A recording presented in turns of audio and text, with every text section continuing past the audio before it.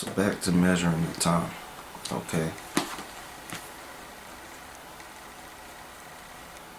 Okay. Ecclesiastes chapter 8 verse 5. It says, "Whoso keepeth the commandment shall feel no evil thing." That's right.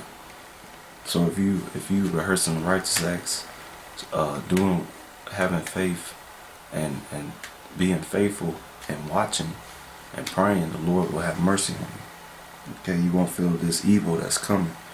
It says, "And a wise man's heart discerneth both time and judgment, because to every purpose there is time and judgment. Therefore misery of man is great upon him." Where's every purpose is in time and judgment? It's here on the earth now. Okay. Ecclesiastes chapter 3 verse 1. "To everything there is a season and a time to every purpose under heaven." Okay. And the place of judgment is here on the earth. Okay. Ecclesiastes 3 and 16. It says, "Moreover I saw under the sun the place of judgment, that wickedness was there, and the place of righteousness, that iniquity was there. I said in my heart, God shall judge the righteous and the wicked, for there is a time there for every purpose and for every work." So these people thinking, oh, well, I'm going to die, and then I'm going to go to the white throne and this and that, and you know, that's where I'm going to receive my judgment. No, your judgment is played out here on the earth. Okay? It's played out here. And judgment is a balance to judgment. Okay? There's judgment for the righteous, meaning deliverance, salvation, the kingdom. I'm talking about the elect, the meek. And there's judgment for the wicked in 2/3, which is death and destruction. Alright? And all these plagues. But it's going to play out here on the earth. Okay? Ecclesiastes 3 and 1. To everything there is a season and a time to every purpose under the heaven. A time to be born and a time to die. A time to plant and a time to pluck up that which is planted. A time to kill and a time to heal. A time to break down and a time to build up. A time to weep and a time to laugh. A time to mourn and a time to dance. A time to cast away stones. A time to gather stones together. A time to embrace and a time to refrain from embracing. A time to get, which the word precept says forget is seek, and a time to lose. A time to keep and a time to cast away. A time to rend and a time to sow. A time to keep silent and a time to speak. A time to love and a time of hate. A time of war and a time of peace. Okay? That's right. So these are the times you need to be looking for and discern between, okay, which time we in, what is the mood or the spirit is out there concerning the time we in, alright, which take place on the earth, every purpose, alright, and where we are in the visions or the prophecies that the scriptures are saying. Okay?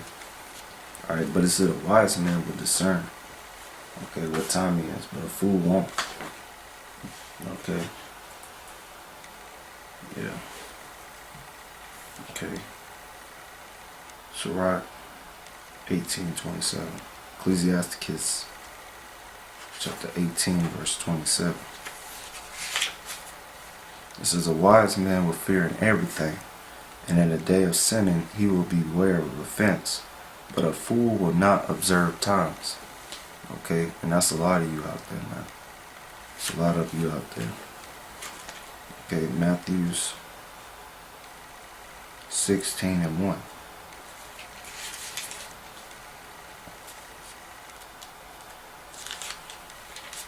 This is the Pharisees also with the Sadducees came and tempting, desiring him that he would show them a sign from heaven. And that's what a lot of you want. Okay, you want something miraculous, us to do something spectacular, you know, for you to believe the message. Alright, verse 2. It said, "He answered and said unto them, when it is evening, ye say, it will be fair weather, for the sky is red. And in the morning, it will be foul weather today, for the sky is red and lowering. O ye hypocrites, Ye can discern the face of the sky, but can ye discern the signs of the times? Okay.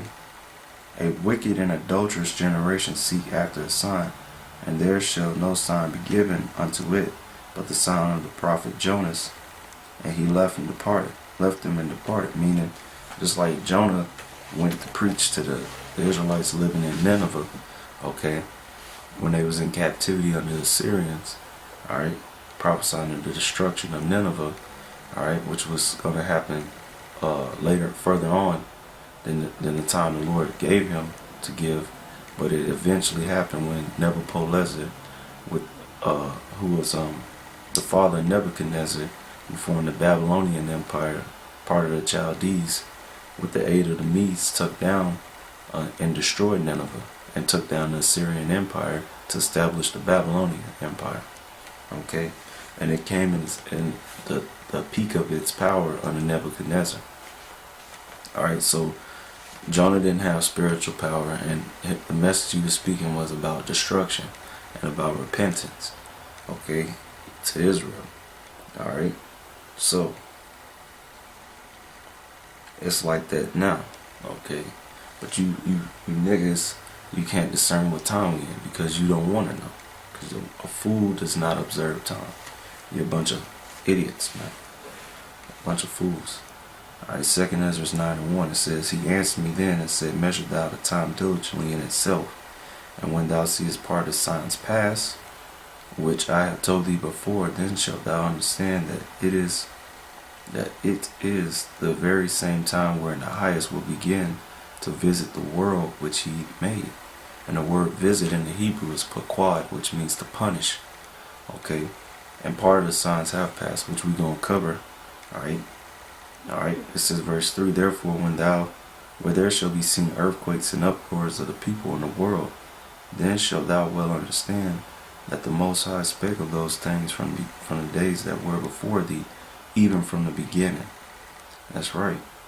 And we see that now. You got major earthquakes and you got major uproars, protesting, commotions amongst all the major governments around the world. Not one major superpower has not experienced some type of protesting or commotion or uproar or revolution, okay, or revolt or sedition amongst their people, against the government, okay. So we in the time. It says, For like as all that is in the world have a beginning and an end, the end is manifest. Even so, like it said, in the end it shall speak and not lie. Talking about the prophecies. Okay, have a beginning and an end is manifest. Even so, the times also the highest have plain beginnings and wonders and powerful words, and ending and effects and signs. And everyone that shall be saved and shall be able to escape by his works and by faith whereby ye have believed shall be preserved from the said perils, and shall see my salvation in my land and within my borders, for I have sanctified them for me from the beginning. Okay, that's right, talking about the elect. It says, Then shall they be in pitiful case, which now have abused my ways, and they that have cast them away despitefully shall dwell in torments. Talking about you 2/3. Okay.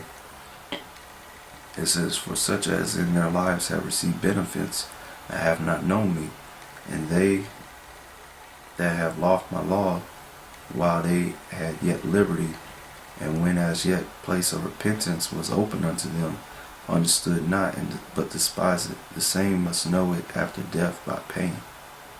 Okay, that's right. So it says, And therefore be thou not curious how the ungodly shall perish.